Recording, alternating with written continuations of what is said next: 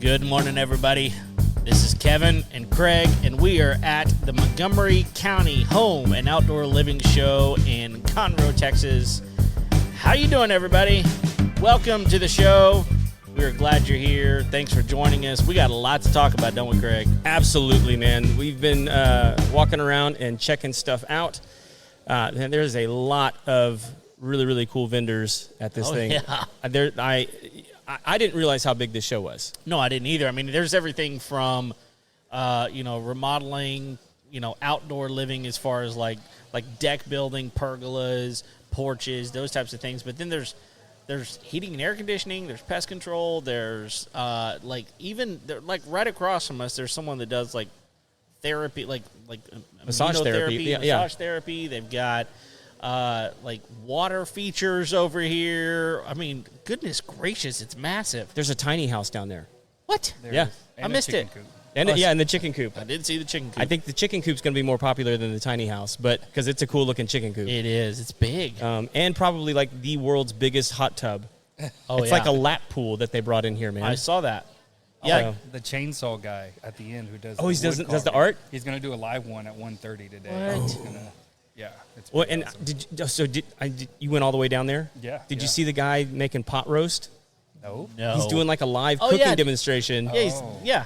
And I was propositioning him. I was Okay. like, "You gonna have like some free samples of that, or maybe bring some down here? Because We'll talk about you on the show. we're here for 2 hours, man. That's We're gonna right. get hungry." That's right. That's exactly right. But no, there's.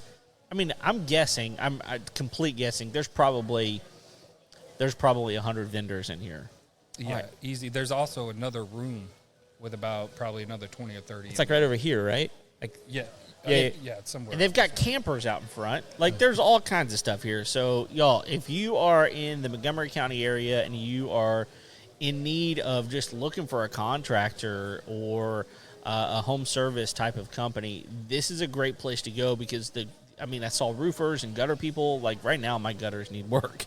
But this is a great place to kind of vet people. You get to talk to people face to face. And, oh, by the way, there are also solar people here, too. Oh, yeah. If you haven't figured that out from our backdrop, or if you're listening to the audio, you can't see it, so you should be over there subscribing on YouTube. That's right. That's right. But yeah, we are here with True Texas Solar, and we got our buddy Josh. You've actually been on some of our remote episodes before, so Yes. But you invited us to come sit at the booth, and I think we got the best seat in the house, man. I think so. We're right here in the corner where all the traffic's coming through. We've had several people stop by and wave or give us the suspicious side eye, which is my favorite. That's right. Yeah, we do draw some attention. The lights help, Yeah. But yeah. So that's my whole shtick. Just like get here, show up, because I'm telling you, man, they're probably giving away stuff all over the place too. Oh yeah. Oh, yeah. There's a lot of raffles. We're doing a raffle as well for a free portable generator. There's other people giving away. Is that the one sitting in front of us Yeah, right here? yeah. What is that? It's a dual fuel 5,500 watt portable generator. So That's versatile. Take it with you camping. Use it for your home. Keep your fridge going during an outage. Yeah. All kind of situations. And it's a dual fuel. It's gas and what? And propane. Gas and propane. Yeah. How do people win it? Just coming in, and so we have a raffle here with a little QR code. All we ask is for one of your electric bills. So you give us an electric bill, give us a chance to show you what kind of system we can build for you at no cost. It's no obligation, and you get entered to win a free generator. That's awesome. Yeah. Yeah. So you find out if solar works for you, Yeah, and you get a chance to win a generator. absolutely. Win-win. Yep. Can't beat that deal. No, not at all. Not at all. Well- And also, just to let people know, the show times from 10 to 5, Saturday and Sunday. So Right. I'll be Okay. here today and tomorrow. All right. And also, I'll be doing a live presentation in their presentation room today at 11:30 and tomorrow at 1:30. And what's the presentation on? So it's a lot of probably what we'll cover here. I don't know how in depth we'll go, but it's just kind of So we get a sneak peek. Yeah, that's exactly right. So it's just covering a lot of the solar truths and kind of shining light on some of the shady practices that are happening, and just really seeing the solar solution as a way and a means of backup, grid independence, rather than just be 100%. You're going to save so much money and save the world while doing it, kind of speech. Yeah. Which, I mean, I'm glad you mentioned the show times because we're actually here an hour early. Yes. So if you're watching this live, you still have time to get up here because it hasn't opened yet. Yeah. Absolutely. You know, we kind of got to come in and see how the sausage gets made, so to speak. But yeah, so we're in here, but like you won't be able to see us for about another 45 minutes if you're waiting at the door. But yeah, if you're listening live, you still have time to actually get down here and actually meet us in person. Come meet Josh and the guys at True Texas Solar. But I want to get into this these deceptive and predatory practices that you're talking about because I think this is what we hear because we've talked to a lot of solar people over the years, and solar stuff has changed in the course of 5 years that we've been doing the show. But like one of the things that we hear back from our audience a lot is like they've lost trust in a lot of the solar business because they've heard about or have a friend that, you know, got taken advantage of or it wasn't explained to them well and then they ended up, you know, upside down or, you know, however that happens. So like in your experience, like what have been some of like the biggest, you know, I hate to say lies, but I mean, that's what it is. Scams. It's scams. Let's say yeah. it. That's the problem with our industry. And so if I can back up and kind of give you the position that got me into this and would open my eyes to it. So I come from a very technical background. For the last 18 years of my career, I designed and engineered smart homes from that perspective. Yeah. So everything I did was, you know, thousands of wires in a home, you know, everything's Wi-Fi network, enterprise network level. And so when these homes lost power, you know, they couldn't turn lights on because there's no light switches on their walls. Everything's automated, voice controlled, you know, proximity, you know, sensors. And so their homes don't work if they don't have power. Oh, I hadn't even thought about that. Like I've not even thought about the fact you can't turn your lights on if you're in full automation, if you're power, that's you have to have awful redundancies in place. yeah, you have to. Is that because like the system needs to be like rebooted or it's because the entire system works off of network. It's you know, IoT, the whole home. When you talk about security, a lot of their doors are access control doors, right? Because real quick, you said IoT, and there's probably a lot of people that have no idea what that means. Internet of Things. Internet of Things. Woohoo! I know something. Yeah, and so everything's connected through the internet. You know, cameras. A lot of them will have biometric, you know, thumb readers on their doors. They don't actually even have keys to open the doors. They just put their thumb, or when their phone gets close enough to the house, it has near-field communication, and it will just unlock the door when the you know, husband or wife or children walk in. I noticed he didn't say NFC that time. Yeah, I did. On purpose. I was going to. I knew he was. I knew he was. And so whenever people, you know, have this house built this way, you have to back it up, not just with a generator, because if you do a generator, you have the elapsed time where the system goes down for a few seconds, few minutes, and then it comes back online. So you have to have a battery to bridge that gap. And so I was going out and seeking solar companies to come and assist me in that portion. So I would you know, design the system. I would spec out what we need based off the information they provided me. And then I had homeowners coming and getting very upset when they hit their first outage and the batteries weren't even enough to handle the house load. To shift the load onto it, to immediately throw the breaker. And I started, you know, getting these customers that say, hey, you said as a bonus I was also going to get, you know, this much money a month, or my bill was going to be reduced to this, and it wasn't happening. Yeah. And I'm like, okay, there's a disconnect here, so let me jump into the industry and figure out how to bridge that gap, because these are also homes that are, you know, 4,000, 5,000, 10,000, 20,000 square foot homes. So these aren't little, you know, tract homes or spec homes.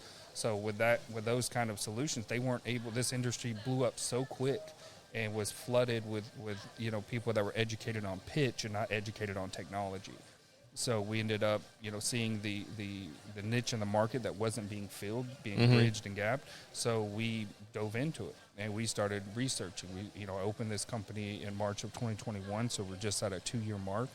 And so each year we just kept digging and clawing to get to the facts, because we would hear something from a competitor, or we would hear something from one of my previous contractors I worked with, and we said, how can we go after this head on and reveal it all, like see what's true, what's not, and really deep dive. And that's kind of what began this journey.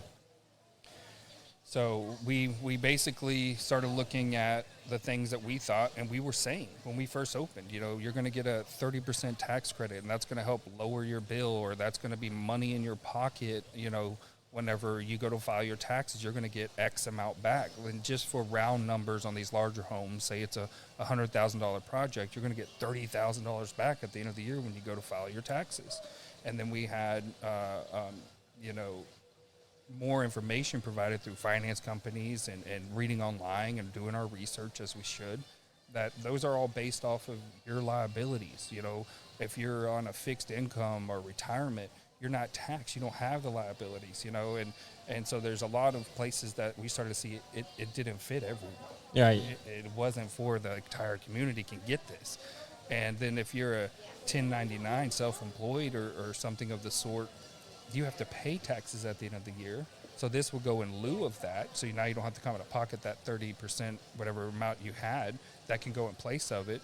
But you're still not getting that money back. It's not money you can go spend on groceries. Correct. Correct. So the only place it really comes back to you is if, and I do have to say I'm not a CPA. Legally, consult your CPA on this advice. But the 30% tax credit really applies to a W-2 employee that has been paying taxes in all year. Mm-hmm. And what happens is the amount that the tax credit is applicable to your liability, you will receive whatever you paid in as a refund. Okay. That's where it really works. Or if you're a business owner or an enterprise, you have several different avenues of income, and you do have that tax liability that you would be coming out of pocket at the end of the year. Right. This would go in lieu of it. It still doesn't mean you're getting that as a check in the mail from the IRS. Yeah. So what is that? Okay, like I hear what you're saying, and I am by far any type of financial expert. In fact, I am the opposite. So, when it comes to all of that, what does that really equate to? Because I mean, I know it's different for everybody, but and different employers do different things with taxes and et cetera, et cetera, et cetera. But like, whenever someone comes in and says, for example, you're going to get a 30% tax credit on this, what kind of dollars does that actually equate to typically? So solar, you're looking somewhere, between a real good size system that, and I'll lead into that answer in just a moment. But most people are sizing these systems grossly undersized. So they'll come in and say, I can give you a system for 20 grand, 30 grand, and run your whole home's power off of it. And that's problem A. So, excuse me. So once we go into seeing the systems that are being sized wrong, to get it really sized, you're probably looking more like 50 to 60K. And that's just for your solar solution. Once you add in your battery, if you want to add the trifecta of having a generator to get truly off-grid, grid resilience, independent power creator, own your power, not lease it, then you're probably looking at getting close to 100,000. Okay. So that's for an average home, say between 25 and 4,500 square foot. If you have a smaller home, you're going to be on the lower end of those spectrums. Let me ask you this, because you mentioned it. In Texas, is it even possible to live off-grid? Absolutely. Yeah. I have about, I think right now we're at 5 clients that do not have a pole coming to their home. Really? Yep. Wow. And how does, because, when we've looked at it at our house before, I mean, like, that was something that interested us. Mm-hmm. But we were told that you can't, once you are attached to the grid, you can't back away from it. Yeah. Once you're attached to the grid, you can't remove it. Now, there is a workaround. Don't pay your bill. Once you get the disconnect, let it disconnect. Don't pay to reconnect. Uh-huh. So don't pay your bill, get the disconnect, pay your bill so it doesn't affect your credit, but Right. do not pay to reconnect. Because once you're still paying a grid fee, even if you're not drawn from the system. Correct. Yeah. Correct. And I would say this too, in reality, like for my home, I'm going to operate off grid, but I'll still have the grid as another line of defense for whatever scenario, a tree fell and smashed my panels, right? Sure. Or, a squirrel came and chewed on some wires and disconnected me. I can handle that for you. Yeah. I'll take care of that. There You know we a go. guy. So in those cases, I still like to have, some way of buying from the grid as an emergency backup. Yeah. Much. So okay, he didn't get it. You interrupted his. I did interrupt him. I'm sorry. Okay, so going back to my question, which is way more important than yours. I'm playing the part of the squirrel. That's true. In the show. That's true. So you're talking like, let's say it's $80,000 to $100,000 for a system. Yep. Realistically, for that, technically, I'm looking at that. If it's $100,000, I'm looking at I'm getting $30,000 back. Yep. But if I'm not paying $30,000 into taxes, Correct. then I'm not getting anywhere near that back. Correct. So there is some cool, the incentive is still good. Like, I don't want to paint that the incentive is not good. It's just understanding how it applies to your tax use scenario. Okay. So if you say every year you pay $10,000 in, right? Whether you're paying it on your W-2 check every week, every bi-week, whatever your salary is paid at, and you have a $10,000 liability you've paid in towards at the end of the year, and you have $30,000 coming as a tax credit. What happens is you get 10 back and a refund if you paid on it as a W-2 employee all year, and the other 20 would roll over for 5 years.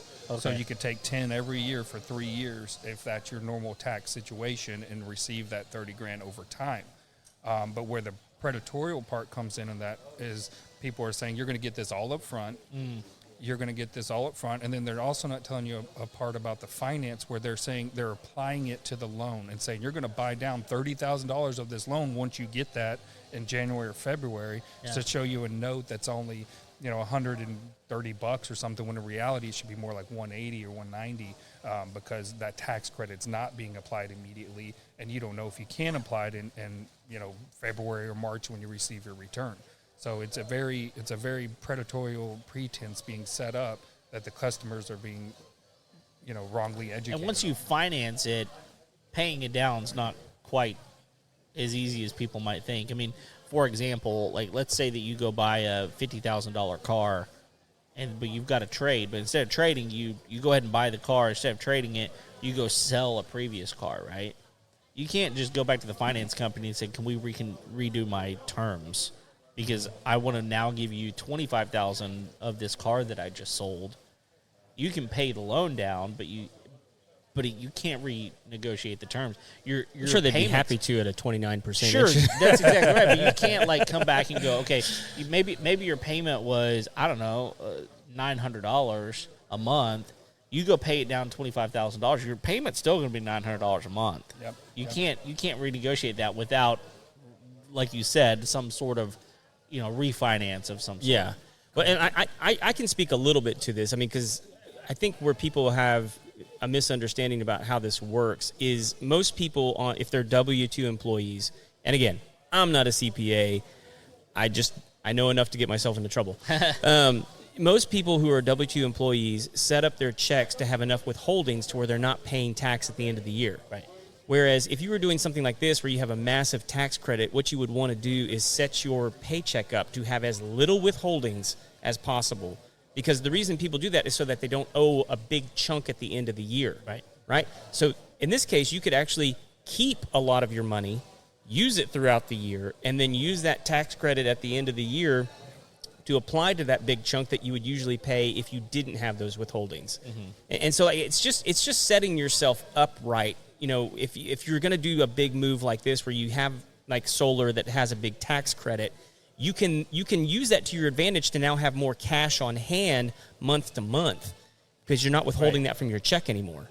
Right. So let me ask you a question then, Josh. So let's say that I were to come and be like, hey, come put solar on my house. Mm-hmm. But I'm trying to figure all this out. I don't understand all this. You're not a CPA. You don't understand all that either. I mean, you may understand it, but you can't legally advise on it. Mm-hmm. Do you have people that you can point me to that you say, you know what, this person is someone that understands the solar system and can help you negotiate that in a way that makes sense for you, maybe both from a finance place but also even from a tax place? Yeah. There's quite a few. I mean, one, I don't know if I should plug them, but I'm going to. Bill, plug. They can send us a check later. That's right. Bill McGee here in Conroe, Texas. I've been using him for about 8 years. And when I started having customers come up with these questions, I came to him with it. The name of his company is Tax Expert. or excuse me, I said that wrong. It's Taxpert. Taxpert. Yeah, he makes it in. I've heard of him. Yeah. So I brought a couple of my clients to him and said, hey, they're getting a different, side of the story from what you and I have discussed. Can you go through it? And now those are his clients. Okay. So he's done very well at it. He understands it. And honestly, the form is very simple. It's a single line form. It's not a bunch of, real difficult entry. It's like, how much did you pay for renewable energy? Put the total in.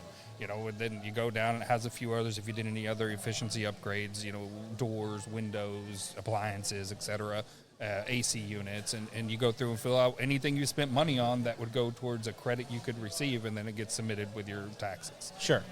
That makes sense. So one other thing I did want to cover about the finance. So this is the other part that is it's not necessarily predatorial, but it's the industry standard that most people are not aware of. And I can't talk to a customer about this when I'm doing the sell because of what the bank, my stipulation with the bank is, but in an application like this, I can just educate on it. Okay. So the way it happens is solar loans, you can't go get a solar loan at Bank of America, Chase, you can go get a home improvement loan, but you can't go get a solar loan. Okay. A renewable energy loan is what I should call it. And so there's these specific banks set up around the nation that saw the chance to go after quick money fast and make their pockets fat. And so what they've done is they've inserted what they call a dealer fee. And so if you go out and you're buying a $100,000 system from us, and, generator, battery, solar, the whole kit and caboodle, and then you go to finance it, it now inflates between 30 and 40% to use a solar loan. That's the dealer fee we have to pay. Dang. We can't tell you it's a dealer fee because it's our fee. It's not the customer's fee. But the only thing we can do to cover that is take that $100,000 job and I'll make it $130,000 or $140,000 job and charge you that. So and what they're doing is they're showing you a beautiful interest rate at 3.99 or 2.99 in this market where everything should be between 8 and 10% right now. So you're paying this dealer fee to get down to a 3.99, 4.99 deal. And so what people don't know about that loan, and they sign it every day, is that they're paying up front, a huge cost to finance that deal. And it's in the long run going to cost a lot more money than choosing a higher interest with no dealer fee.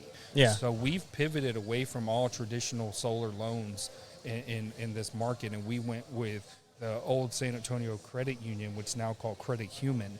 And then we have another option called Capital Good Fund, which are for lower income and kind of fixed income individuals. And both of them have a $799 no dealer fee. Right. So what you pay $100,000, $50,000 for this system, you can, when you finance it, that's the same amount that's on the loan.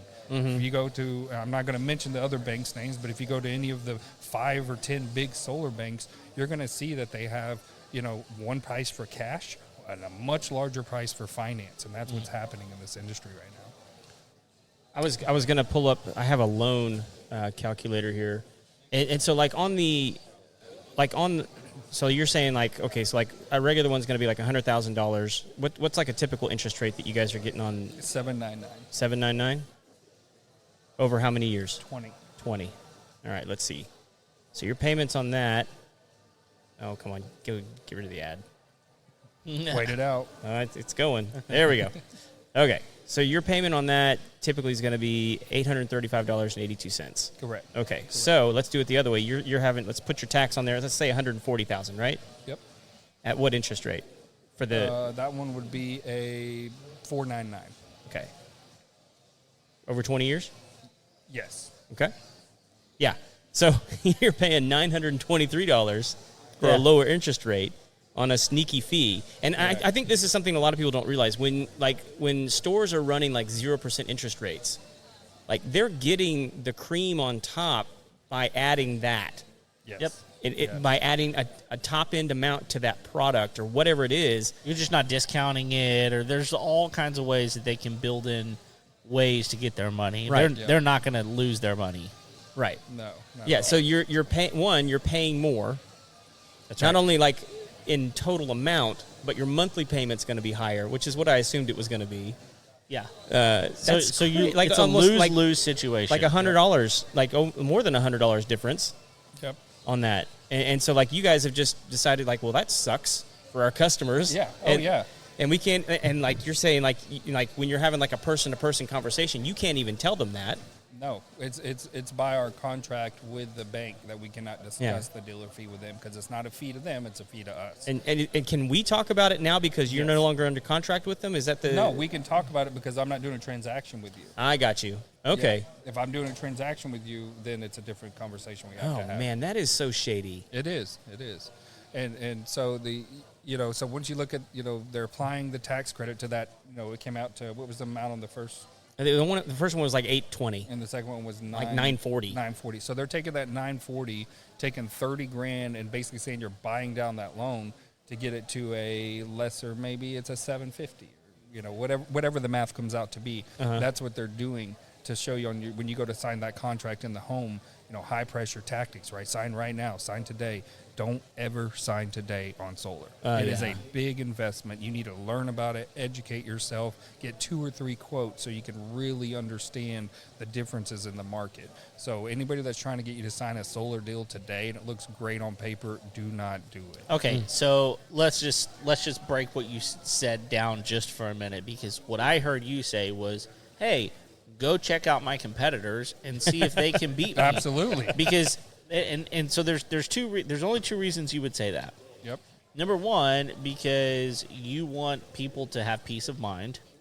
But number 2, because you feel very confident that you're still going to beat the competition, or that you're going to be able to crush them with the ability to go, look, did they tell you this? Did they tell you this? Did they tell you that? Yes. Is that what I'm looking at? Yeah, exactly. So being able to educate, that's really what our whole focus is in our community. Like, Montgomery County is my home.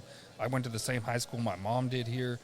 My father has 4 generations of Tejanos, like Tejas Tejanos. Like, nice. This is our home. This isn't just I'm opening up shop and I just moved here from California or Utah and I have a bunch of solar scammers going out and taking over the market. That's not my goal. So my goal is to build something here in this community that my kids can inherit. Right. And so when I'm looking at this, I'm looking at long term, 25, 50 years from now. And so everything I portray is to educate on how this industry works. And so I go out and I do this through these, explaining all the stuff we've talked about on the show so far. And if I've done that correctly, when you go to a competitor, I only have 2 in Houston that sell like me. There's only 2 guys, and I love them. They do good business. And everybody else I've come across or worked with or went and took over their systems that weren't complete, whatever situation, we're seeing, I'm sorry, I lost where I was going with the thought, but we're seeing, a big problem that we need to fix. And so by me sending somebody to a competitor, I'm able to say, hey, here's what you need to know. Here's the real truth. Here's how much it should really cost.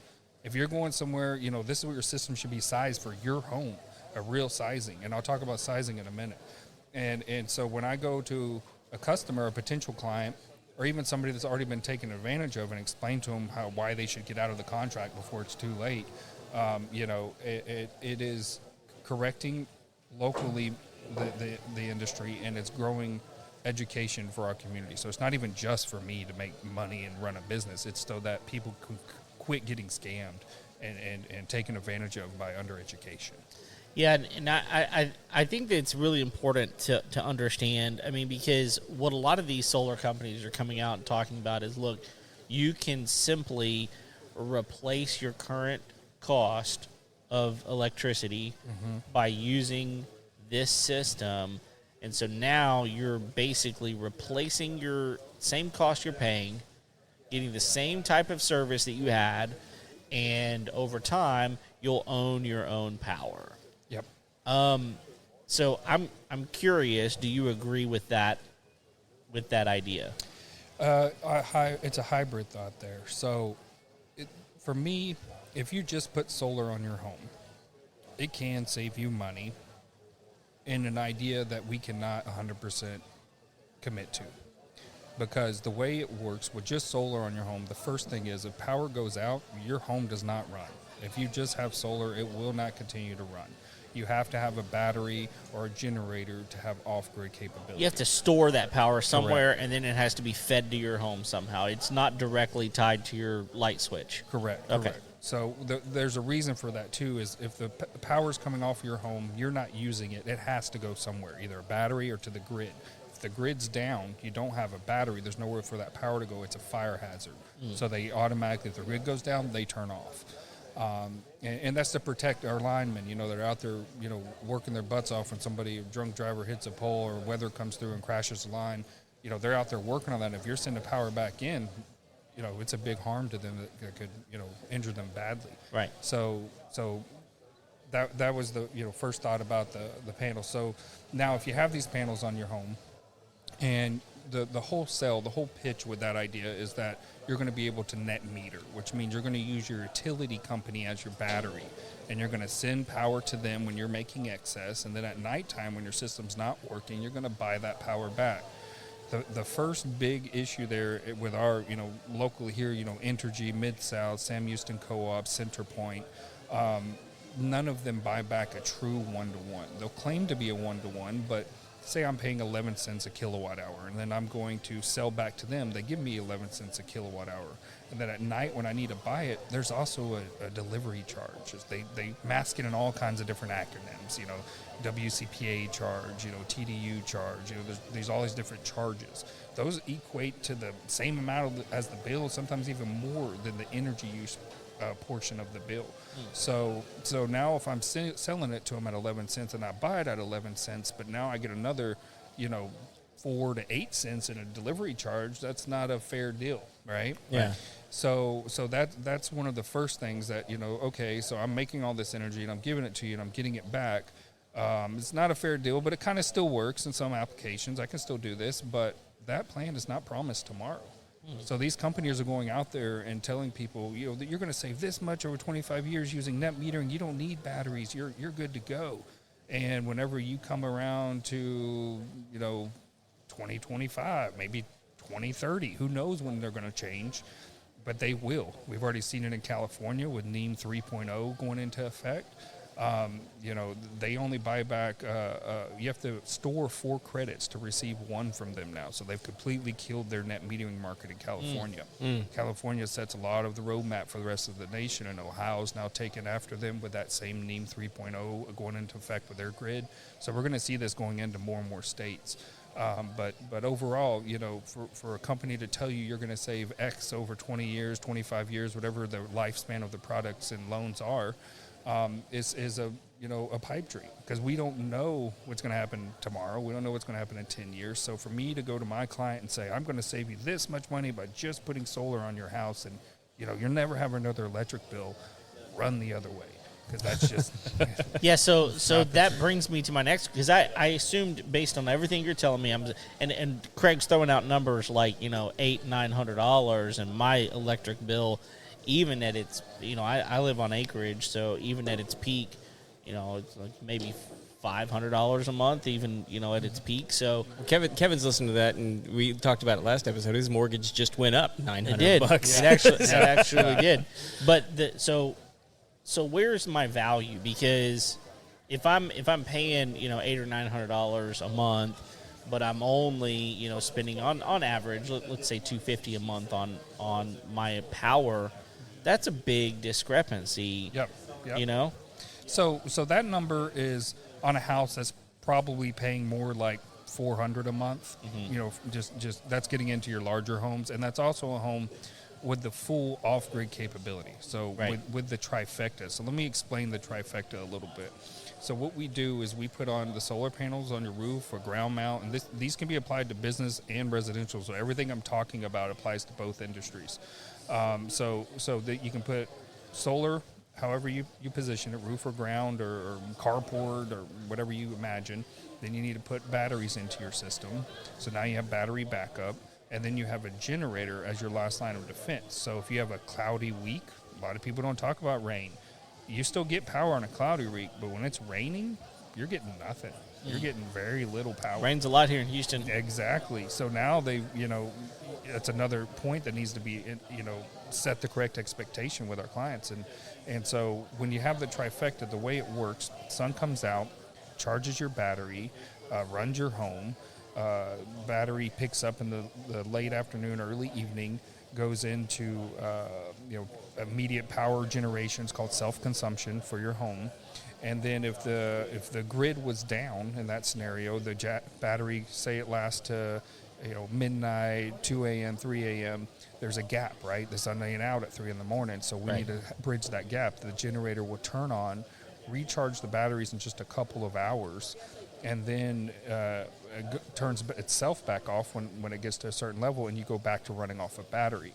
And then in the morning, the sun comes out, recharge your batteries, and that recycle can happen over and over and over as long as you have those three in play. Okay. So that's selling grid independence. That's selling a fixed price for my power for the life of the system.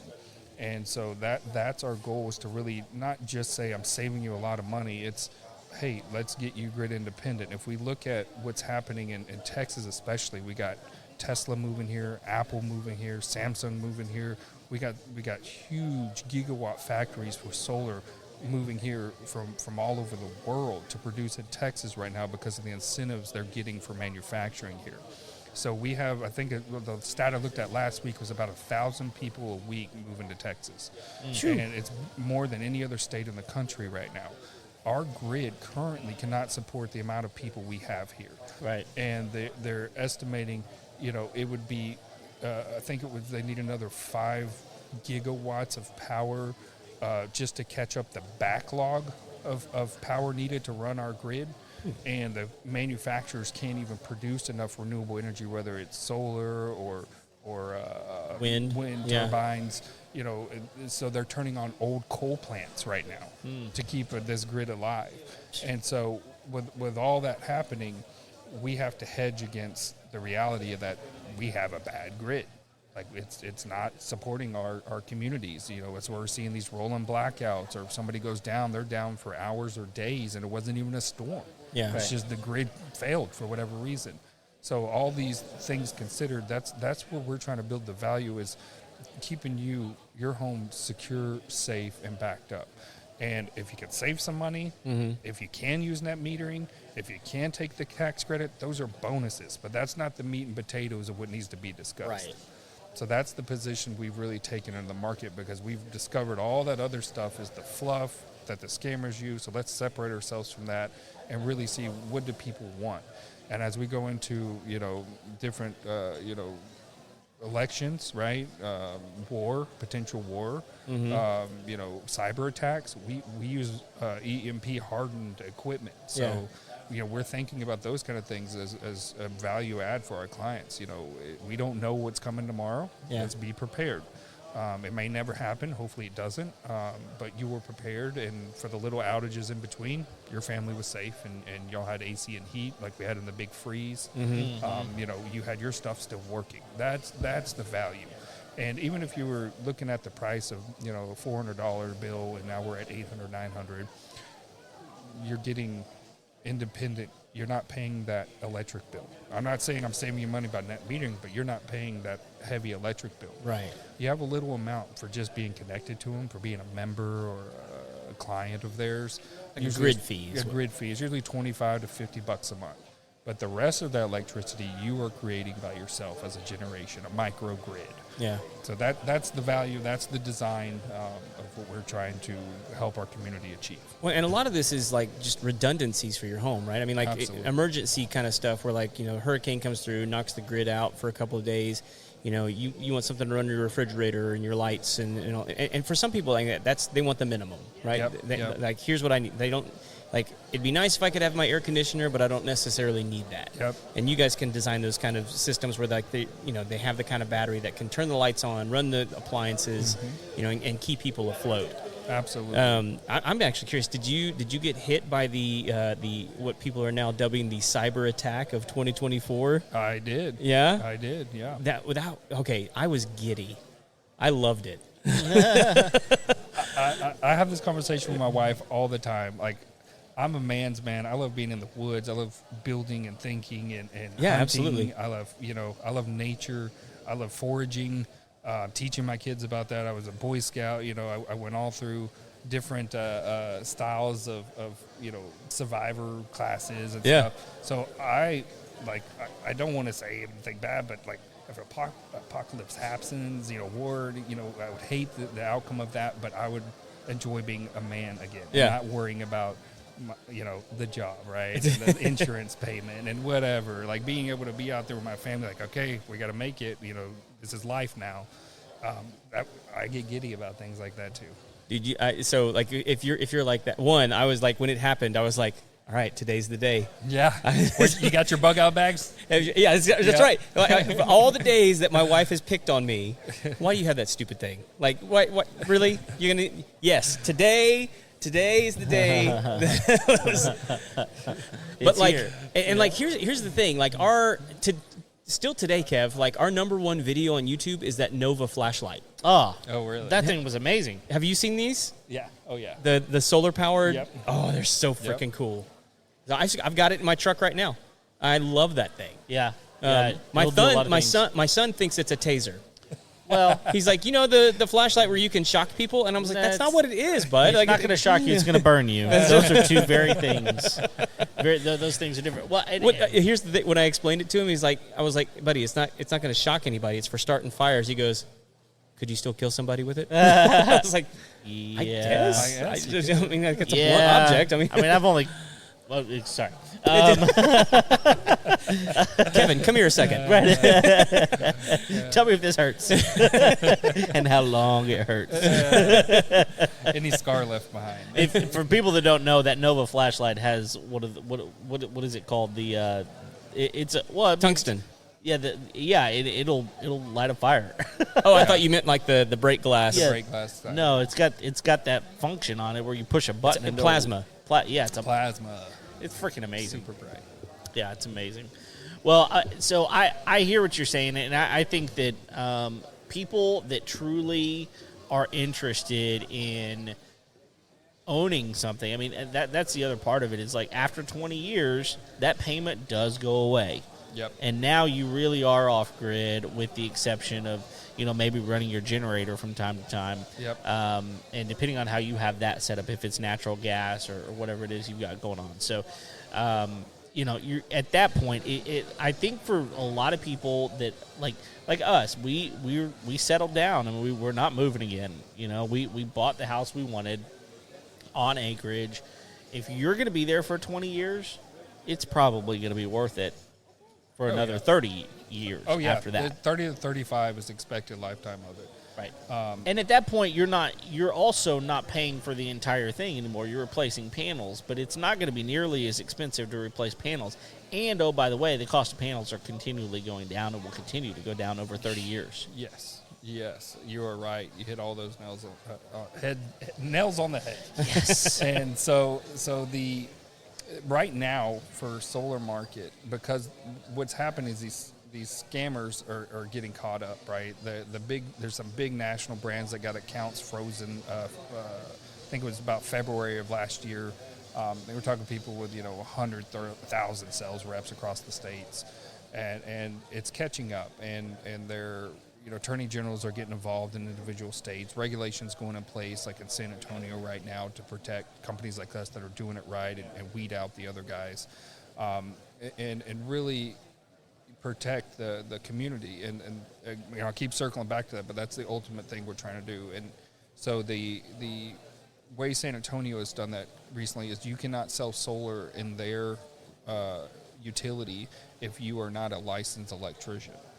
So you have to carry a Texas electrical contractor license, which we do. So they've flushed out about 90% of the competition in San Antonio right now. That seems weird that's not like a state thing. Oh, yeah, it should be. You're dealing with massive amounts of electricity. Well, get Eric Goranson on this, because now we're going to talk about like people that can put roofs on houses. You know who can put a roof on a house? Everybody. Anybody. Like my son. In Texas, at least. My 9-year-old could go put a roof on someone's house legally. Yeah, it's one of those things, man. Like I love and hate regulations because, it affects your industry, it affects my industry, and really, for me, the most frustrating thing about regulations is when we have regulations in place and then there's no one checking on them. Yeah. And it's like, okay, you can tell me that I have to play by the rules, but when you guys don't enforce them on guys who aren't, that's what pisses me off. Yeah. I agree. And that, I mean, like that happens in my industry. I know it happens in just about, I mean, like, you know, because we like when we talk to plumbers, when we talk to electricians, when we talk to AC guys, I mean, they're always talking about like chucking a truck. And it frustrates them because like these guys show up and yeah, they can do the work, but like they're not licensed. Right. They're not insured. And they're able to undercut everybody. Well, and there's other things that go along with that, because what winds up happening is, yeah, they can do the work, but did they do it right? Right. Because what will happen if something like, let's take worst case scenario. Let's say that you had work done on your house and it resulted in a fire and your house burns, whether it's to the ground or not. Right. You do have insurance. Well, guess what the insurance company is going to do? They're going to come do an investigation. And whenever they do their investigation, they're going to go, hey, it looks like you recently had some work done on this house. Who was it done by? Oh, it wasn't done by a licensed person. We are not insuring this. Absolutely. So you run into more additional problems. And then here's the other thing that it does. And I know you deal with this all the time, Josh, and Craig as well, is like, now our industry gets diluted with people that think we're scammers. Yep. And so now we have to go in and educate people. No, we're not a scam. No, I am not.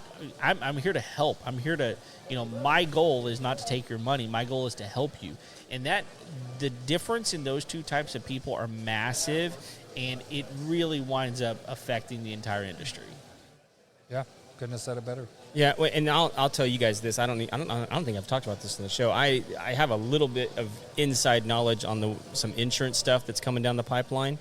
I don't know if you've heard anything about this, but like I have heard, and I think State Farm has already done this, and like I could be wrong, so don't like reach out to me, State Farm, if this is untrue. But I've heard that State Farm has already started pulling back on even offering roofs as part of their home insurance coverage. Oh my goodness! And when that happens, that is going to be a massive problem. Well, and then what I've heard is that the insurance industry as a whole is already starting to put into place a plan over the next year to pull that out as an offering. So what's going to happen is now Texas is going to have to step in, and they're going to have to regulate it. Yep.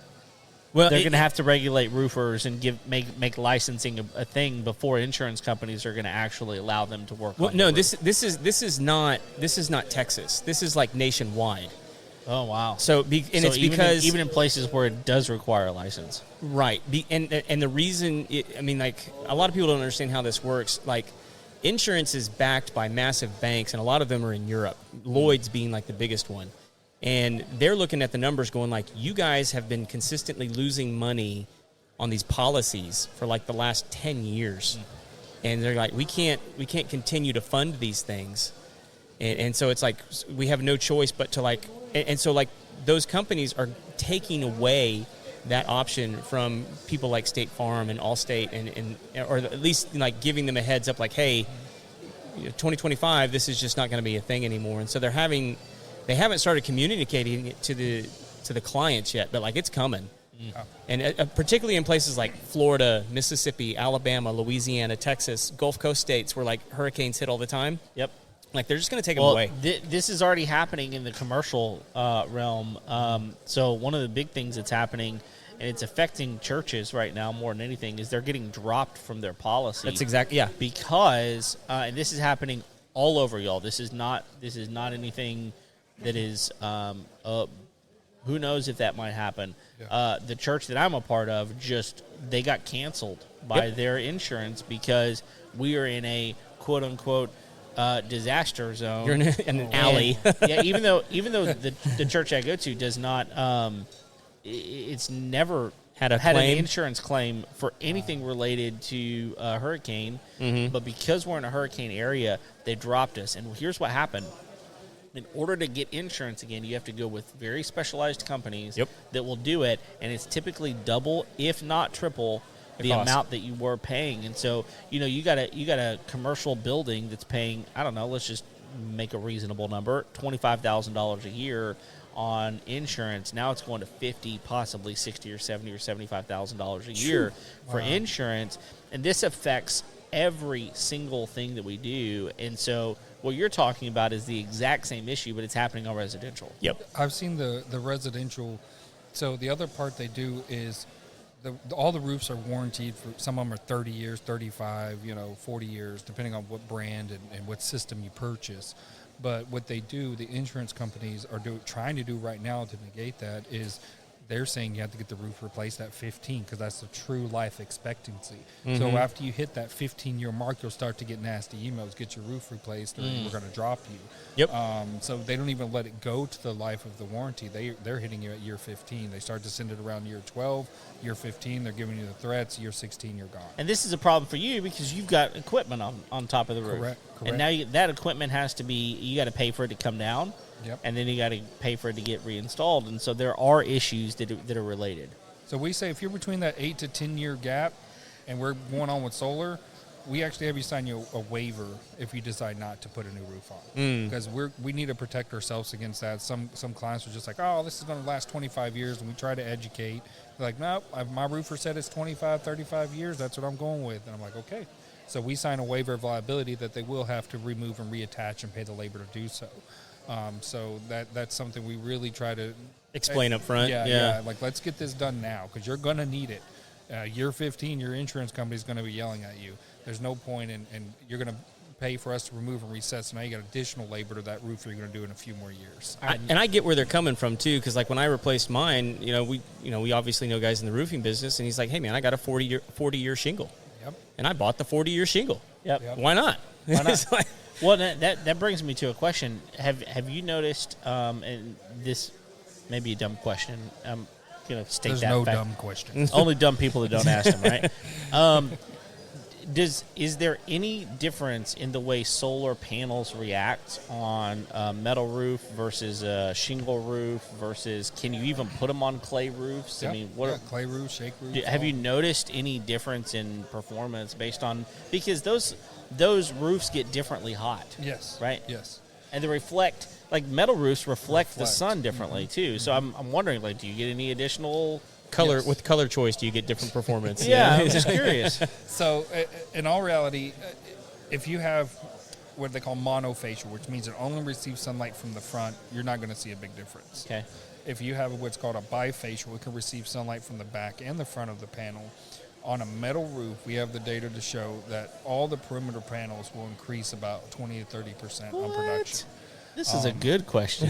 So Even a blind squirrel finds a nut That's every once in a while. That's right. so using a metal roof with bifacial panels is an absolute trackable data point. So then you would only put bifacial on the perimeter. Correct. Okay. Well, because Correct. I'm sure those panels are quite a bit more expensive because they got. No. Oh, what? No. You're talking Okay. maybe 10 or 20 bucks difference in a panel. Oh, wow. All they do is they don't put the rear glass and they add a couple more soldering points. Oh, at that point, I mean, it's a no-brainer because now you're getting additional power. Yeah. And what that probably means is you can. I'm going to say something that you may not like, but like you could maybe go with fewer panels. At I was that point. thinking the same thing. Absolutely. That, like, my perfect setup is a ground mount face directly due south at a 30-degree angle with bifacial panels. Okay, You 'cause can't you're- beat that. You you're can do the getting both. smallest system possible. You can maintenance it easy. Yeah, rear light. You can put some crushed white rock down there. Really get reflections. Mirrors. Yeah, whatever you want to do. I go. Are those mirrors on your panels? Yes, sir, they are. I just like to look at them from the back. That's They're right. beautiful. I get dressed in front of them every morning. That's right. That's where I drink my coffee. Well, because the solar people that we've had out to the house that have looked at our stuff have all told us, like, I'd love to do ground mount out in your pasture. Yep. And I'm just like, no.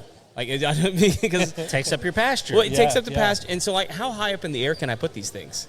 I mean, you can put them on a carport. As high as you want to go. Whatever you can afford. 30 feet? 20, 30 feet? Yeah. Oh, yeah. Really? Absolutely. We did one in Orange. They have to raise above, I think it's 10 foot just to get above the floodplain that we need to be of.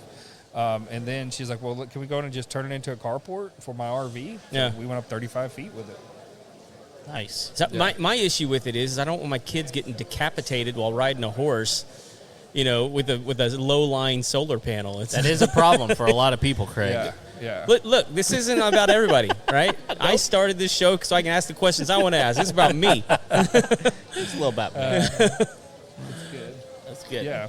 So, I mean, you can get creative with it, horse barn, if you have any other, if you want to if you have a well house, you can kind of elongate that. Well, going back to, this is a perfect example, talking about my church. My church just invested in solar, and there's a whole chiller yard out there for the AC equipment, and it's just always been open. I mean, it's got a big fence around it. Oh, they're going to cover that. They're going to cover it. That's smart. Yeah, Yep. because number one, you get the protection over the chillers, and it's a perfect place to put solar panels. Yeah. So- Talking about churches and business, they have a different set of incentives versus residential. And this is where we as a company have truly shifted in the last 6-12 months to commercial applications in churches, nonprofits. So they have incentives opened up that They're crazy good. They're going to have the tax liability, right? They'll be able to take the 30%, excuse me, in most instances. If we use domestic created content, so American products or American assembled products, we can now get them another 10%. So now we're up to 40. And then there's Mark's depreciation. I don't know if y'all know that program. It's modified, accelerated. I don't remember the full acronym, but it's you're bonusing your depreciation to take it all in 1 year. Yep. So you can take the whole system. About right now, you're looking somewhere between 50 and 60%. Last year it was around 80, but this year 50 to 60% of your system can be paid for, can be depreciated. So now you have the tax incentives, you have the depreciation, and you can get all that in year one of completing the install. So for them, the financial sense is very much better. And for churches, I'm just going to put this out there for any churches that are interested, that are listening to this. There was a big problem for a long time in getting solar because it's all tax based. Correct. Well, churches that are nonprofit, there's no have tax advantage because you don't pay taxes. And so what they've done is they've gone back, and the government has said, no, we still see the value in this. And so now we're going to make it for nonprofits. There's a different system in place. Correct. And you can still get what they're equating to a tax advantage. They're still giving it to you, plus that 10%, plus the depreciation. It could be up to 50, 55%, depending on what it is. Yep. And you're going to get that back in year one. And so almost immediately, you're going to get that money back, and you can use it toward lots of different things. You can pay down your loan. You can do a lot of different things with that. There are other things they're offering for the nonprofits, specifically the churches, is a grant. You can get a grant to pay for part of the system that would be equated to the tax credit you would receive. So there's a lot of good reason as a business or a church to seek solar right now. Yeah, because for our church, and this is public information because we've told our church about it, so it's not like I'm giving away secrets or anything. But like the thing that's great about it is, we pay thousands of dollars every month for electricity. Yeah. Well, based on that number, and the tax savings, the solar is going to be able to be paid off in about 6 years. And so 6 years of what we were currently paying for electricity is going to pay off the solar panels, and we have battery backups as well included with that. And so at that point, you're looking at a 25 to 35 year span on those solar panels. It's a massive, massive, massive year over year savings for a business. Oh, absolutely. Absolutely. And that's one of the other value points in residential or commercial, is seeing how much would have I been spending every month in my bill. Now I'm making my own energy and paying this system off. When's kind of the break-even point? That's right. The ROI point. And that's, we're seeing, closer to 9 to 10 years on residential. We see about 6 to 8 on commercial and churches. So it makes sense in those as applications. And kind of what I was talking about earlier, though, to be mindful of, is that church is counting on a net metering package. Mm-hmm. So if that power they're sending back to the grid to run at night changes, that 6 year goes. It changes. Big changes. Yeah, so it changes. It's kind of it's one of those touchy topics for people to really comprehend and wrap their head around, because it's that's why I really preach the paying it down as quick as you can, right? Mm-hmm. And taking advantage of what's available so that you can get that. And not just using that dollar amount that you're getting back Correct. for a new car. Yep. Right, but actually using it, I mean, it's set in many ways just to do whatever you want to, but pay it down. Yep. Pay it down. That's it. Well, man, we have about a half hour left. Do you want to keep hanging with us, or you got somebody else you want to bring up? Let me go see who I can scrounge up. Somebody will come talk for me. I need to get a water. I've been trying not to cough on this mic all I this whole understand. conversation. So, yeah, let me go get That a mic's drink COVID free. Don't worry about it. That's right. And thank y'all for having me. Absolutely, It's been a dude. pleasure. Dude, gentlemen. absolutely. Good to see you again, man. Yeah, you So, too. Have You too. fun. All right. Talk soon. All right, guys, we want to go ahead and take the opportunity to thank our sponsor for this show, Lone Star Appliance Repair, the only appliance repair company in Montgomery County you need to be talking to. That's right. Because, man, they not only did they save my home's life on a couple different occasions, they actually helped my marriage. And whenever you can do that, it's worth the price of gold. Absolutely. Yeah. So, I mean, like, and anything from, now, what the office will tell you is, because me and the front office gal have a bit of a beef going. Okay. Because she doesn't think that sinks are appliances. Well, she's right. But I asked her if they worked on them, and they do.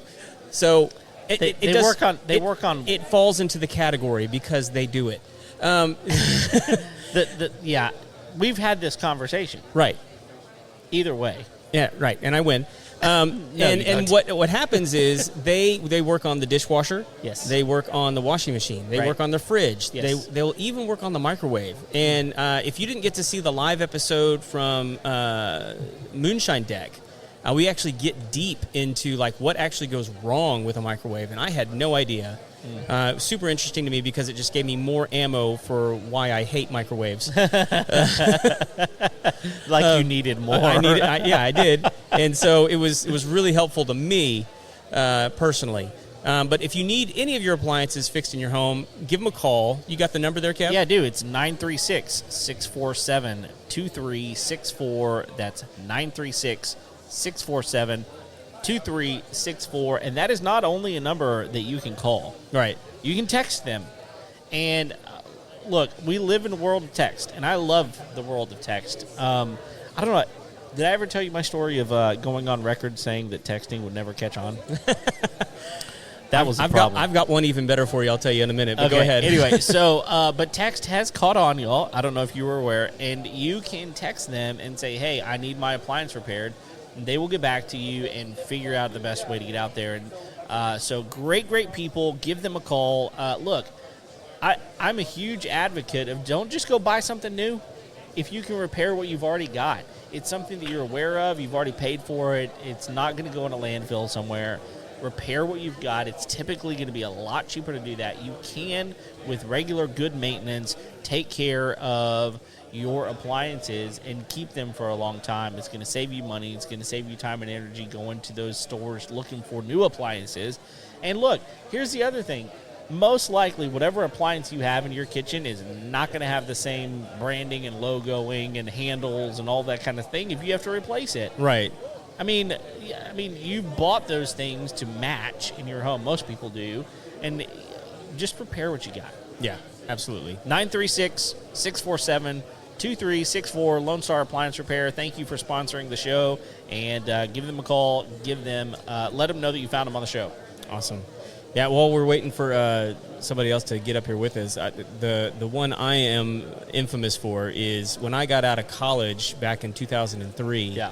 I went to work for a church in 2004, and that's when, like, the first iteration, it might have been 2005. But anyway, when the first iPhone came out. Okay. That was 07. 07? Yeah. Okay. I think it was 06 when, like, they started, like... They were touting it. Yeah. And there was a couple guys on staff that had one, and I was like, that's the dumbest thing ever. No one's going to want a phone without buttons. Yeah. That was my thing. I was like, people like pressing the buttons. Right. Like the touch screen, that feels fake and weird, and nobody's going to want to do it. Yeah. And I couldn't have been more wrong. No, you were very wrong. So mine was back in 99. It was actually maybe even the summer of 2000. I had a flip phone, Motorola flip phone. Loved that thing. I think I had a Razor at the time. Yeah, which I thought was the coolest thing. I couldn't afford that one because that was the nice one. But I had the lesser version of that, and back then they didn't have predictive text, right? And so in order to type the word "the," you had to press like 17 letters. Yes. So there's 17 numbers to get to all those letters out, right? And so, like, to send a text message, it, like, took me 4 minutes to send "I'm coming home" or whatever. Like, it was absolutely ridiculous. Yeah. And so I was like, this is never going to catch on because nobody has the time to sit here and press the number 5 4 times just to get to whatever letter, because I skipped it the first time. I got to go back all the way. You know, it, like, repeats itself. So, like, it was awful. It was terrible, and I thought it would never catch on. It was probably the most wrong I've ever been. I forget. I did have a dude. I remember, what kind of phone was it? It wasn't a BlackBerry. It was something like a BlackBerry though, because I had a full keyboard. Like yeah. Did it have like a stylus and everything? It did with have it? a stylus. Yeah. So there's a couple. I had a BlackBerry Pearl at one point. A Pearl? It had that little. Oh, the little thumb. It was like wheel a in the middle. mouse. Yeah, it was like a little mouse. I loved that thing. But I thought I was the cleverest dude because I had it was. Sorry, my audio is going like nuts right now for some reason. Huh.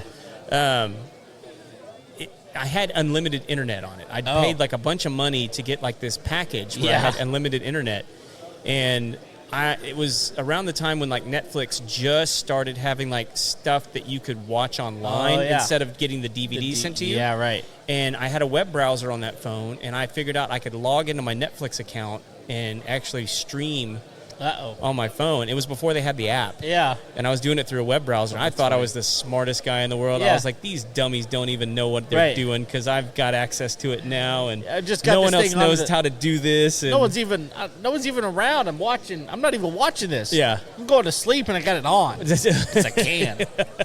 Unlimited. Yeah. So I kept that plan forever. Well, sure. Yeah. It was everyone. All those other suckers were paying for data, and I was like, I'm just gonna leave it on. Yeah, I remember I did something like that. I was like, look, I've got this crazy unlimited plan. It's awesome, blah, blah, blah. And people were like, they still have an unlimited plan. I'm like, yeah, but this one's better. They're like, actually, you're paying $40 more per month than the new unlimited plan. I'm like, son of a, I need to go fix that. Well, the controversy came in when like they started throttling. Oh, yeah. Like you had unlimited, but they would lower your speed. That's right. And that's the thing that I was like, look, I don't have throttling. I've got, like, this opportunity to use it as a hotspot. And they're like, yeah, they have all that now. I'm like, what? I've had this plan for 10 years. And they're like, yeah, they've made a lot of changes since then. I'm like, really? They didn't tell me. Of course they didn't. Kevin. Yeah, of course not. Why would they tell you, like, hey, we're going to totally screw you at the end of every month? No, why would they do that? Yeah.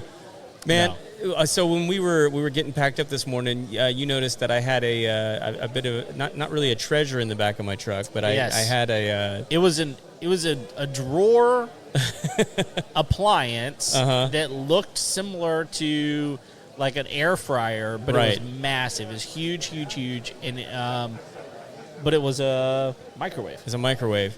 So, which is odd for me to be carrying something like that around. Yeah, why would you have? If that was my question, why do you have this, Craig? What are you gonna? Is there something? Have you changed your mind? Nope.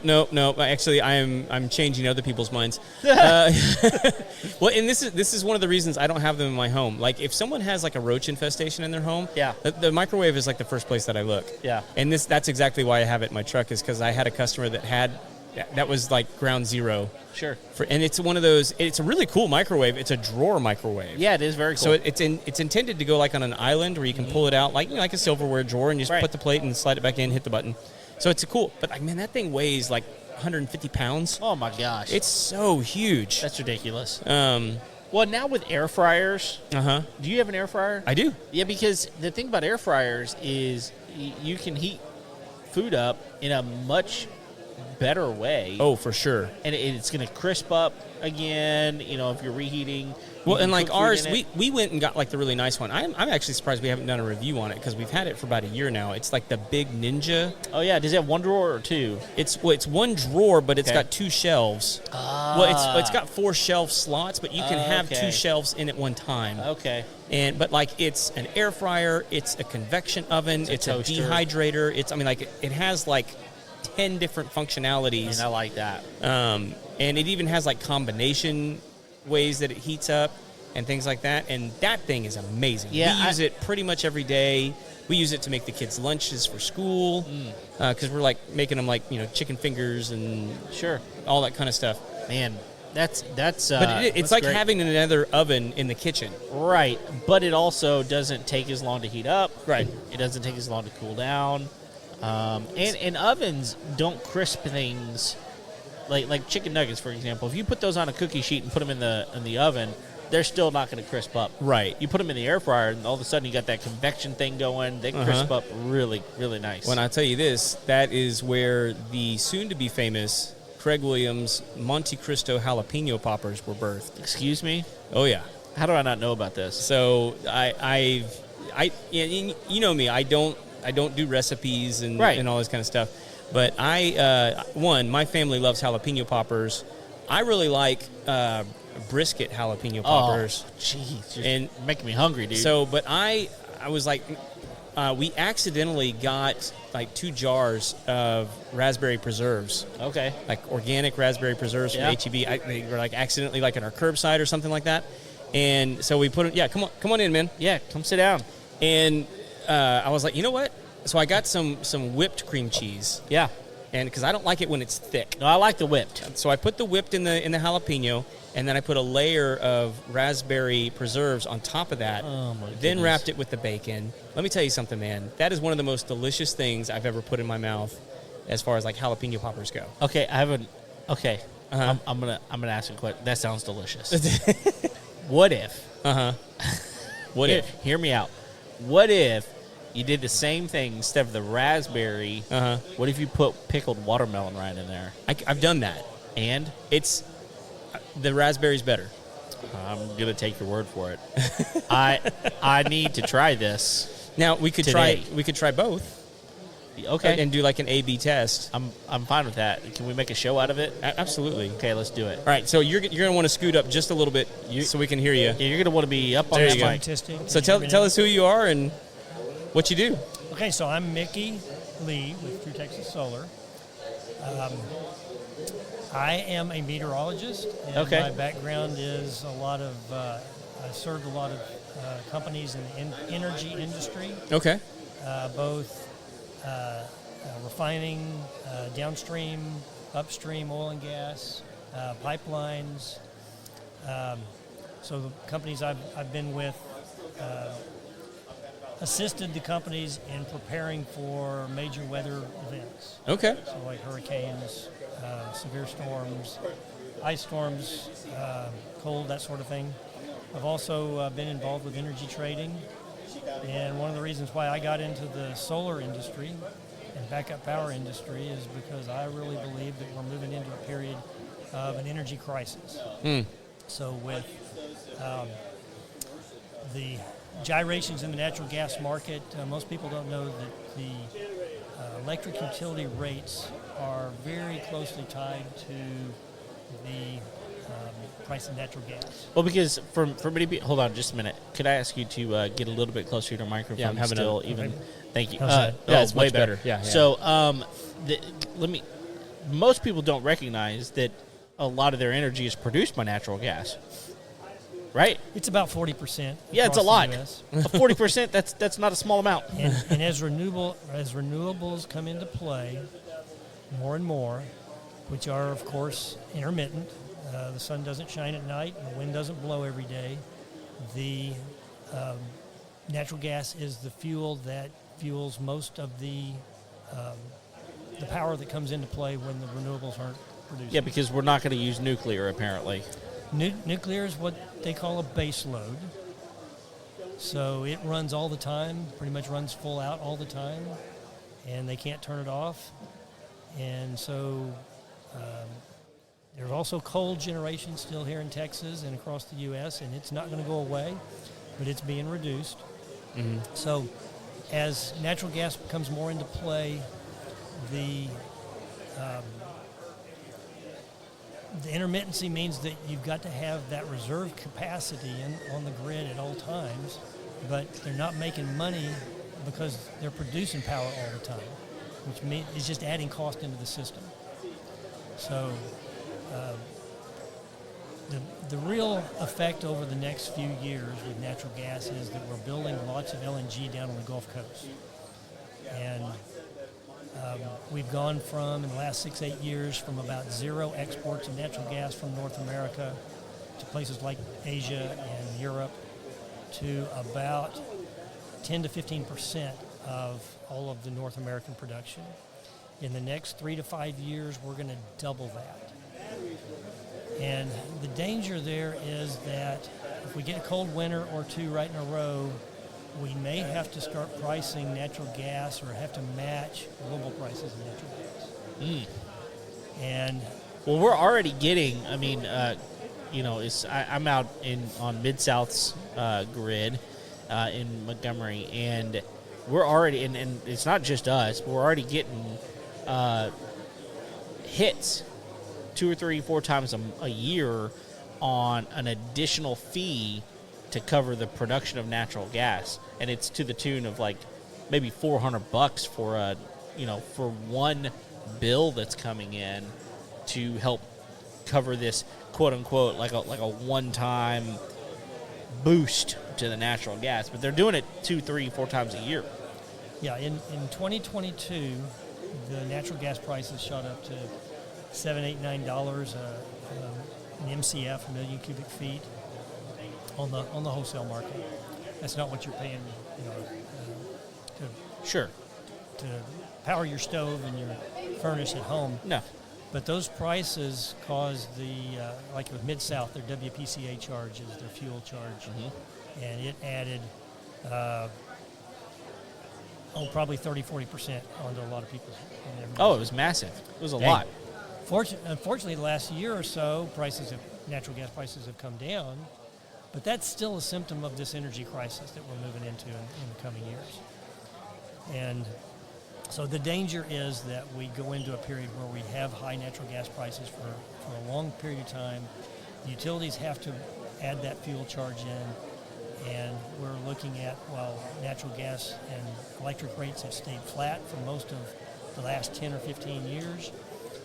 We got a taste of it in 2022 when prices shot up, and I think that we're going to go into a trend in the coming years where we're going to see much higher natural gas, much higher electric rates, and then you've got all of the grid, the electrification of transportation as EVs and other electrification of buses and over-the-road trucking. All of that comes into play. It's going to disrupt the whole grid. The places where the power is produced and where it's used is always changing, especially here in Texas where we've got such a vast increase in population. So the grid is going to be strained. They're going to have more reserves as far as generation. And the stresses on the grid, as well as just adding to the infrastructure, those costs are eventually going to be borne by the ratepayer. And that's why I got into solar, is I see this tsunami coming over the next 4, 5, 10 years, and the requirement or the demand for rooftop solar is really going to be land at everybody's doorstep.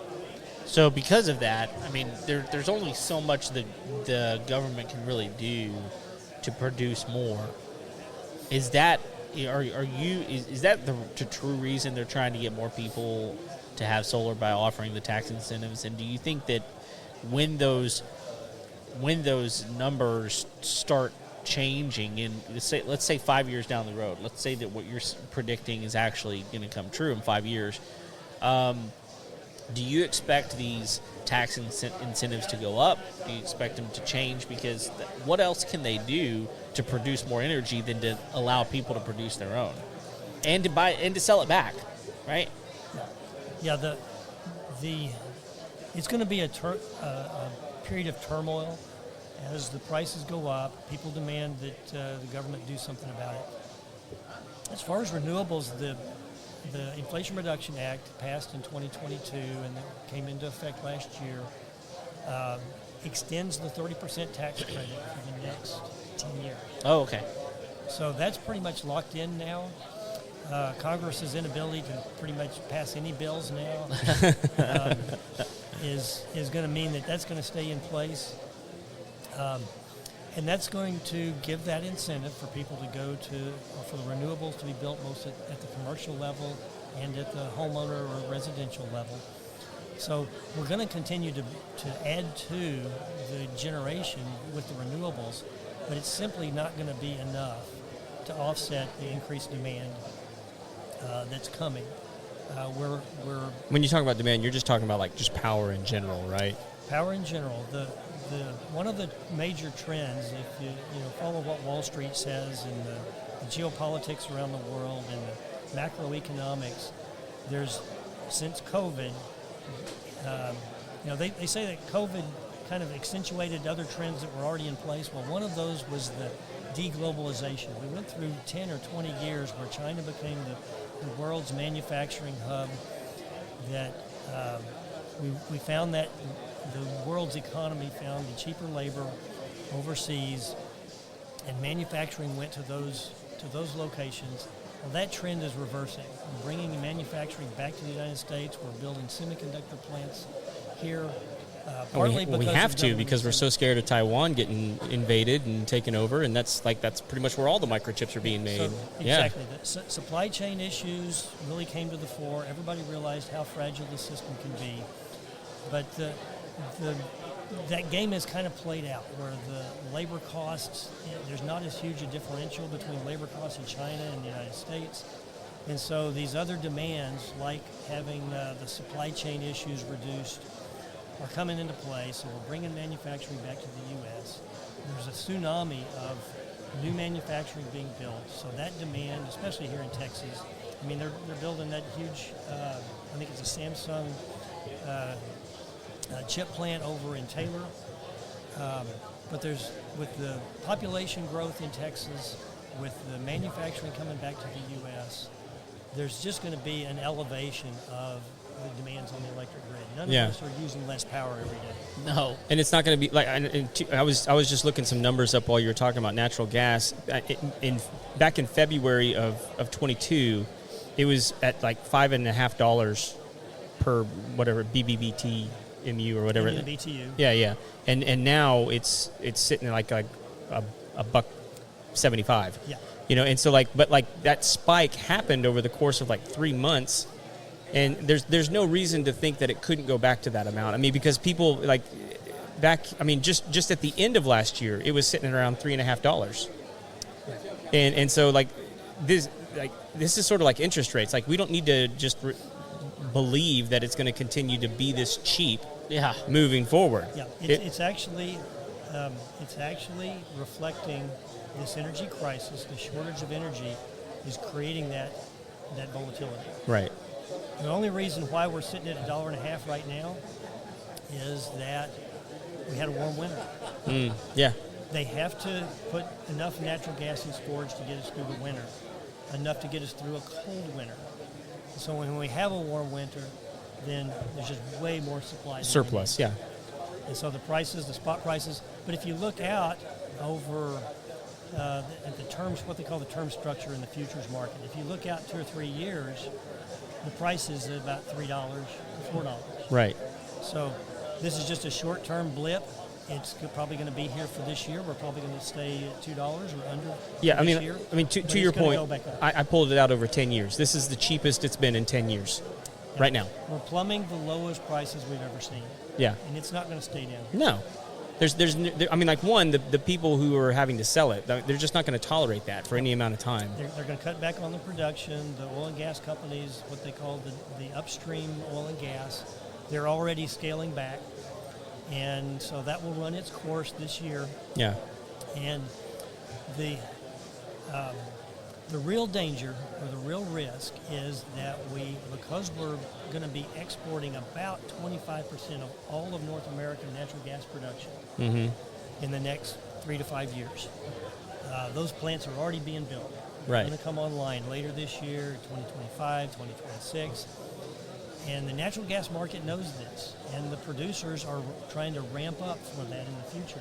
But these hiccups, like this price is under $2 right now, means they're having to pull back, which means that we go into 2025, 2026, and we have a cold winter, and the demand goes up, and we bring these plants online. Then if we have a cold winter, then we may have to compete at the global price level, which you pointed out we're looking at $1 to $2 right now for natural gas. After the Ukraine war started in Europe and the Nord Stream pipeline went offline, Yep. we shot up to $7, $8, $9 here in the U.S. And that was when we still didn't have all of the LNG production that we even have now, because it's going up every year. The price in Europe for natural gas, when they lost most of their Russian supply. Because most people don't know that most of Europe's natural gas comes from Russia. Right. Well, not anymore. Well, yeah. Russia's being treated like a pariah state. There's a lot of European countries that say that we're never going back to the way it was. We're not going to be dependent on Russia again, which means that they are going to be dependent on LNG. The price during 2022 that caused our prices to bump up to $7 or $8 or $9 an MCF went to $50 to $70 an MCF. So it's not hard to see that if that were to occur again, how our prices might get up to 10 or 12 or 15 or even Right. $20 an MCF if they're $50 to $70 to $100 in China, Japan, Europe, and other places across the world. It's crazy. There will be a political turmoil around that, because they'll be wanting to say, okay, well, we want the president to cancel exports. Right. The turmoil that would cause in the global markets would be even more extreme. Right. So we're not likely to do that, although some people say that's going to happen. So we don't really know what that future is. Yeah. So what I like to tell people is buy yourself a little insurance policy. Put some solar panels on your roof, and maybe get some batteries for backup power, or a generator, and distance yourself from all that. But that generator is going to be using natural gas, Right. which might be $10 or $15. Exactly. So you're going to be paying a whole lot more for that fuel. I mean, at that point, are we looking at natural gas being more expensive than traditional gasoline? If you do an energy weighting, like the amount of work produced by a barrel of oil or a barrel of gasoline or a barrel of natural gas is exorbitantly cheap right now. Right.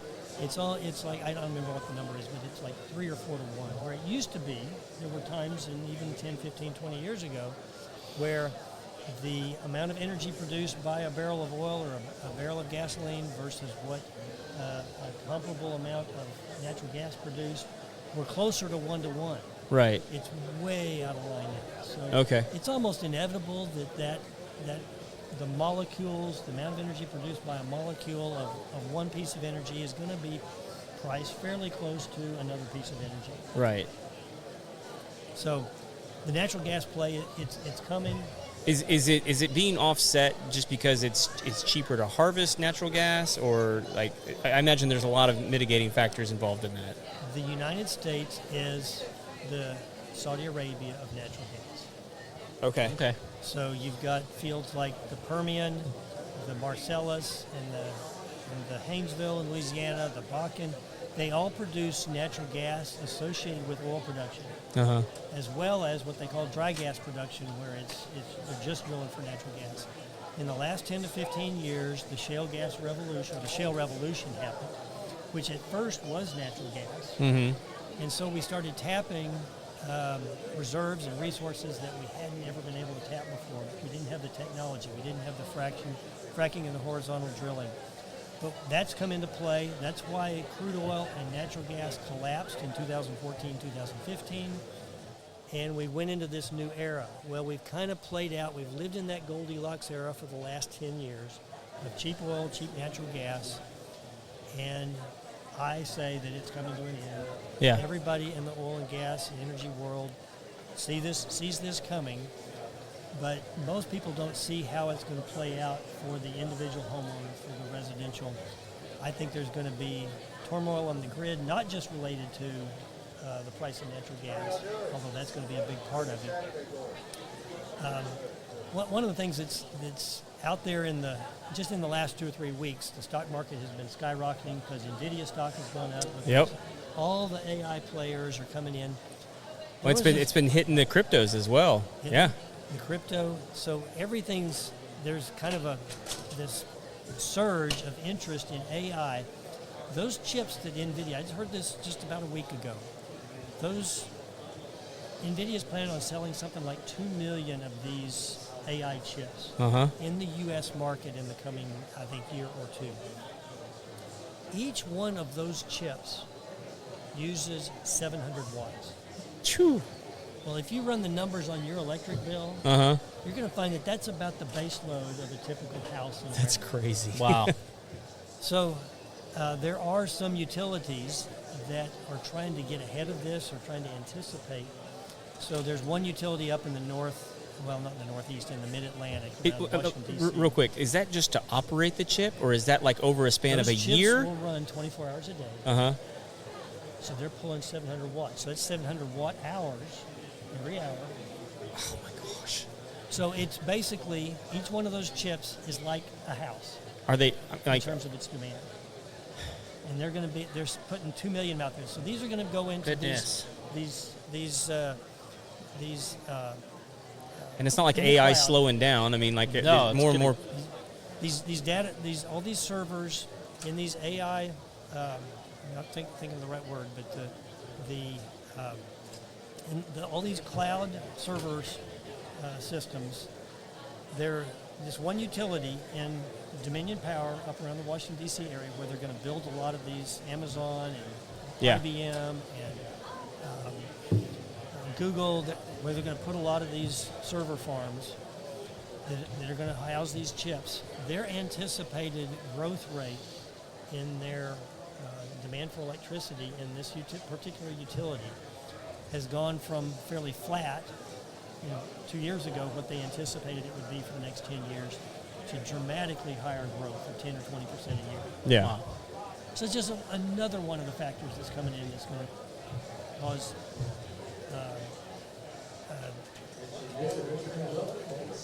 is going to cause turmoil in the electric. Yeah. Well, we're running up against our time that we're allowed to be here today. I mean, can you tell us a little bit? I mean, like, what would be your pitch to everyone that's on the fence about solar right now? So solar, you can pretty much, if you put solar panels on your roof, you can pretty much match the cost of that to your electric bill. So you can Come up a little bit closer here. So you can get a zero down loan. That would be, your payments would be similar to what your electric bill is now. Okay. Now, if you got batteries or generators to go with that, it's going to be a little bit more, but you can get a 20 or 25-year loan to offset the cost of it. And you can just look at that as an insurance policy against all the disruptions that potentially could be coming in the electric grid in the coming years. Yeah. I love it. Well, and one of the things Josh was telling us earlier, these batteries, like you can get, like this one right here in front of us, you can get that one, but they said they're modular. So, like, you can stack them, like, if you're not getting the amount of power that you want or you want to upgrade your system, it's not difficult. Or you put in a pool or spa or something and your electric usage goes up, then you can add to the backup power that you got. Yeah, which I think would actually, I mean, especially like hurricane times, you want to be able to run your pool equipment because, I mean, that can quickly become a mosquito farm, an algae farm, Yep. if you're not operating that equipment on a regular basis. Yeah, so we could potentially have a week where you don't have the grid. Right, yeah. A hurricane. That's happened before, or freeze. I mean, like, Or an ice storm. There were people out for a week with that line of storms that came through the Houston area back in June. Right, yeah. It's nuts. So if people want to get a hold of you guys, what's the easiest way to reach out and have a conversation? Okay, TrueTexasSolar.com is our website. You can email me at Mickey@TrueTexasSolar. So if you go on, we're also on Facebook. We're also on, I don't use it. What's that? The one that the kids all use today? Instagram? There Okay. you go. So you can find us. We're TrueTexasSolar.com right here in Conroe, Texas. We serve this part of Texas. And, we'd love to talk to you, talk through your backup power issues, what might be the best fit for you, whether it's solar or batteries or generator or a combination of one or two or all of three. Yeah. I mean, I really appreciate you sitting down with us. And just a brief conversation. You're obviously a wealth of knowledge. I really appreciate your insight and everything that you share with this guy. I mean, I learned a bunch just sitting here listening. Yeah, for sure. Me too. Kev, you got anything else for us, bud? No, I think that's it. Thank you, everybody who has joined us for today. And joined in on our live event. And if you have not already, please go and like and subscribe all of our content, whether it's YouTube or Facebook, Instagram. We are all over the internet. You can find us on Apple Podcasts as well. Leave us a 5-star rating and review. We would really appreciate it. Thank you for listening. Craig, we'll see you later. Come out to the show. Thanks, guys. Thank you.